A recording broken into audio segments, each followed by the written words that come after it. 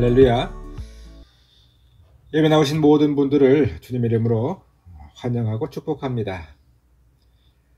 오늘 본문은 히브리서 1장 1절에서 3절입니다.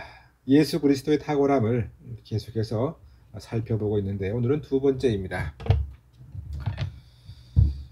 이 기독교가 성장할 때쯤 두 차례의 강한 핍박이 있게 됩니다. 한 번은 AD 49년이죠.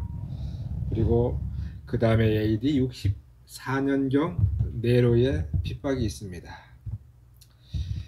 이 강한 핍박으로 인해서 기독교인들은 매일매일 살아가는 것이 너무 힘이 듭니다.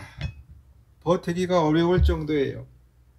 자신이 기독교인이라는 것을 숨기고 드러내지 않으려고 할 정도입니다. 그러나 유대교는 어떻습니까? 유대교는 정통적으로 오랫동안 내려온 종교예요. 그렇기 때문에 유대교는 그 전통 종교로 인정을 받아서 큰 박해 없이 신앙생활을 하는데 무리가 없습니다. 그래서 이 유대교에서 기독교로 개종한 수많은 사람들이 이제는 다시 목숨의 위협을 받게 되니까 이 위협을 피해서 다시 이 기독교에서 유대교로 돌아가는 사람들이 있다는 것이에요. 그런데요, 이 다시 유대교로 돌아가려고 하는 사람들, 그들은 한 가지 놓친 것이 있습니다. 바로 그 놓친 것이란 누구를 잘 몰라서 다시 옛날의 종교로 돌아가려는 것일까요? 그렇습니다. 예수 그리스도지요. 예수 그리스도만이 복음이요 진리인데 바로 이 사실을 명확하게 깨달았지 못했기 때문입니다. 세상에서 핍박을 피하고 잠시나마 평안함을 선택하였던 것이지요. 그럼에도 불구하고 여전히 죽음을 각오하고 예수 그리스도를 끝까지 붙들었던 사람들도 있었다는 것입니다. 그래서 오늘 히브리서 기자는 편지를 쓰게 되지요. 오직 예수 그리스도에 대해서 온전히 붙들고 있으라. 예수 그리스도가 어떠한 분인지를 내가 다시 한번 자세하게 설명할 것이니 바로 예수 그리스도야말로 이 세상 어느 무엇보다 그분과 비교할 수 없다라는 것을 말해주고 있습니다. 예수 그리스도만큼 탁월하고 뛰어나시는 분은 없다는 것을 선포하고 있어요. 그래서 히브리서 일관된 주제 무엇입니까? 바로 예수 그리스도입니다. 예수 그리스도가 구약의 모든 예언과 제사 제도의 완성임을 선포하고 있는 것이죠. 그래서 히브리서 기자는 마지막 날에 아들을 통하여 우리에게 말씀하셨다라고 기록하고 있는데요. 이 마지막 날 제가 언젠가 언급해 드렸듯이 이 마지막 날의 개념이란 시간적 개념이 아니라 구속사적 개념이라고 말씀드렸습니다. 그래서 이 마지막 날은 예수님이 오신 이후 바로 그때부터 예수님이 다시 오실 때까지의 기간, 바로 이 기간이 마지막 때요, 마지막 날인 것이죠. 그렇기 때문에 현재를 살고 있는 우리 이 지금 순간도 마지막 날 중에 하나인 줄 믿습니다. 오래전부터 하나님께서는 우리에게 말씀하셨어요. 결코 침묵하지 않았습니다. 옛날 선지자들을 통하여 지속적으로 우리에게 말씀하셨어요. 무엇을요? 창세기가 기록되고 예수 그리스도가 오시기까지 하나님께서는 수많은 선지자들을 보내어 주셔서 바로 예수 그리스도에 대해서 우리에게 말씀해 주셨다는 것이죠. 어떤 모양으로 여러 부분과 여러 모양으로 우리에게 말씀해 주셨다는 것이죠. 여러분 구약의 대표적인 인물 모세 아니겠습니까? 하나님께서는 모세를 통해 율법을 우리에게 주셨어요. 다윗도 대표적인 인물이죠. 다윗을 통해 예배를 강조했는데 그 예배 가운데 예수 그리스도를 가르쳐 주었죠. 어디 그것뿐입니까? 예레미야나 이사야를 통해서 회개와 소망을 전하기도 했습니다. 그러나 그 모든 계시, 그 계시는 부분적이고 그림자와 같았다는 것이죠. 이 그림자가 나오는데요. 이 누구의 그림자이겠습니까? 바로 예수 그리스도의 그림자와 같았다는 것이죠. 사실 그 그림자의 의미는 이렇습니다. 실체는 존재하지만 그 실체가 있는 것을 보여주는 그 보조적인 것이나 마찬가지예요. 그래서 구약의 모든 것이 예수 그리스도를 예시하는 보조적인 도구나 마찬가지입니다. 그런데 이제 마지막 날에 와서는 하나님께서 말씀하시죠. 더 이상 그림자로서가 아니라 실제를 말씀해주고 계신 거예요. 바로 하나님의 아들 예수 그리스도를 통해 실제적이고 완전한 말씀을 우리에게 주고 계신다는 것입니다. 사랑하는 성도 여러분, 실체를 보는 것이란 바로 이런 것입니다. 제가 예를 하나 들자면요. 어느 마을의 앞을 보지 못하는 장애인이 있었어요. 그는 늘 가족들과 친구들이 말해주는 세상을 귀로만 듣고 상상했습니다. 비가 온 뒤 하늘은 맑고 푸르다고 하는데 과연 그 모습은 어떤 모습일까? 여름에 피는 각종 꽃들은 예쁘다고 하는데 과연 그 예쁜 색깔이란 무엇일까? 늘 머릿속으로만 상상했습니다. 실제로 본 적이 한 번도 없지요.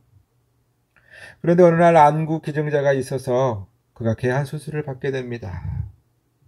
처음으로 하늘을 보게 되고 꽃을 보게 됩니다.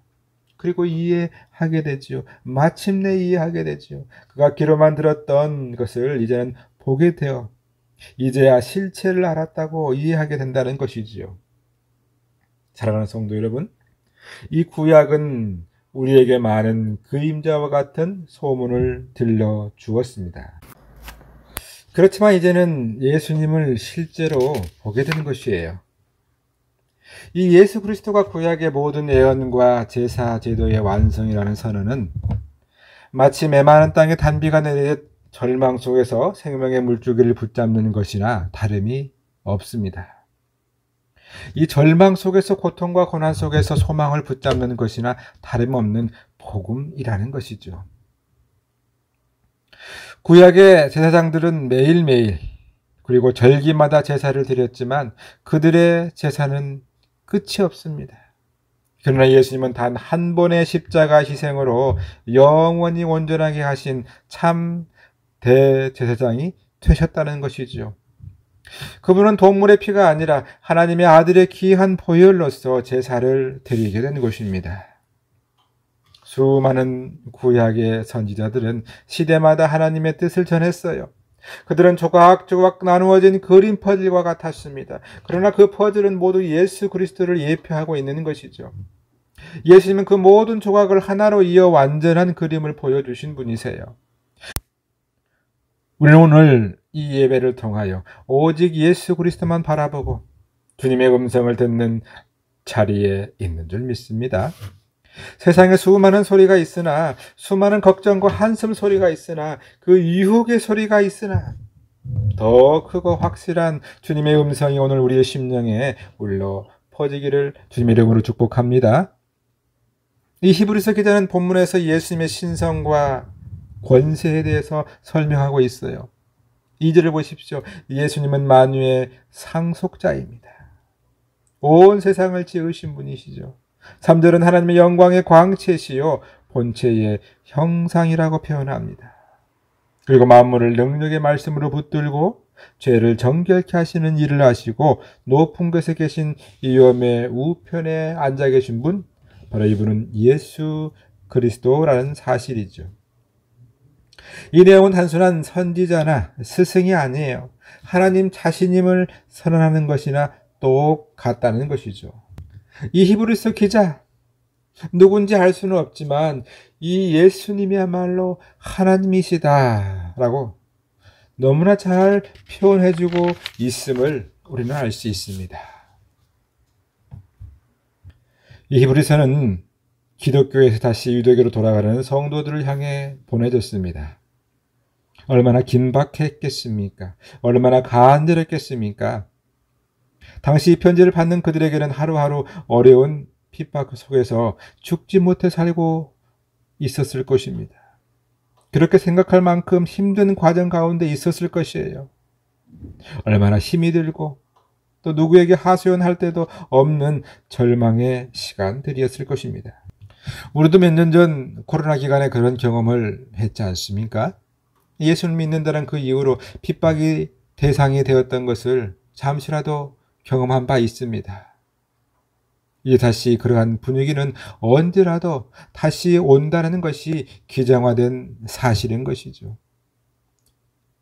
세상의 성공의 유혹은 계속될 것이고 믿음을 비웃는 세상의 분위기가 다시 올 것입니다. 바로 이러한 때, 이러한 마지막 때에 예수님을 깊이 생각하시기를 주님의 이름으로 축복합니다. 우리는 바쁜 일상 속에서 우리는 예수님을 잠시 놓칠 그러한 위험이 있어요.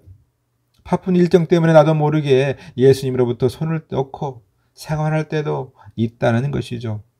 하루 종일 얼마나 바쁜지 기도가 뒤로 밀리고 밀려 결국 잠자기 전에 몇 분도 기도하지 못할 때가 있다는 사실이에요. 세상의 논리 때문에 세상과 타협하려는 유혹이 찾아올 수도 있지요. 그러나 주님을 붙드는 것은 선택이 아니라 생존인 줄 믿습니다. 하루라도 주님을 생각하지 않아도 아무렇지 않는다면 나에게 문제가 있는 것이죠. 하루라도 잠시라도 주님으로부터 시선을 떼지 마십시오. 하루를 시작할 때에 물론 대부분의 사람들이 스마트폰으로 시작하여 스마트폰으로 하루를 마감합니다. 스마트폰을 보는 것까지는 좋아요. 그러나 내가 깨어나면 가장 먼저 수많은 정보 중 하나를 스마트폰으로 시작하지만 이 마치 스마트폰만 있으면 모든 것이 해결된다고 믿지만 이 스마트폰이 우리의 인생의 삶을 인도해 주는 것이 결코 아닙니다. 예수 그리스도야말로 하나님의 영광을 드러내는 유일한 빛이요 광채라는 것이죠. 하루의 시작을 SNS가 아니라 스마트폰이 아니라 주님의 말씀으로 시작하고 주님께 감사의 기도를 드림으로 하루를 마감하시기를 주님의 이름으로 축복합니다. 하나님이 보내신 예수님을 만나는 시간보다 더 우선되는 것은 없습니다. 모든 만물이 탁월하신 주님 한 분만으로 만족하며 사시기를 주님의 이름으로 축복합니다.